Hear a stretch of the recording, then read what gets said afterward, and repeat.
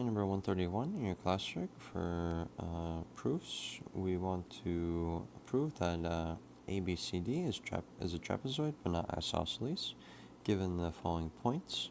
So we can plot the points on a XY coordinate grid, and we can see that the only two sides that look to be parallel are AB and DC, but we need to prove that first. So if they are parallel, then the slope, so m of AB, must equal the slope of line CD, so MCD.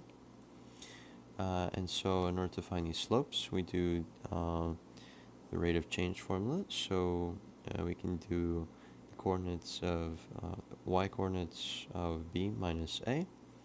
So that would be 3 minus 4 over the change in x coordinates, which are 1 minus negative 1. So this should be equal to the change in y between c and d.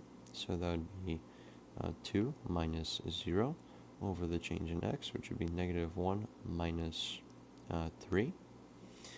So simplifying this, we have negative 1 over 1 minus negative 1 is 2. That should be equal to 2 over negative 4.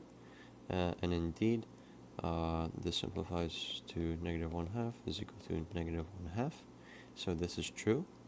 So this means that the slopes are the same, given that these lines are parallel. So AB is parallel to CD. And in order for it to not be isosceles, then the legs should not be congruent. And looking from the diagram, it's obvious that they're not congruent, but if we wanted to go ahead and prove it, then you can go ahead and use the Pythagorean theorem on segment BC in order to prove that it is not equal to the length of AD, which is easy to solve. That's just a change in y of 2. So you go ahead and do that, have fun. But that's how we prove that the trapezoid is not isosceles.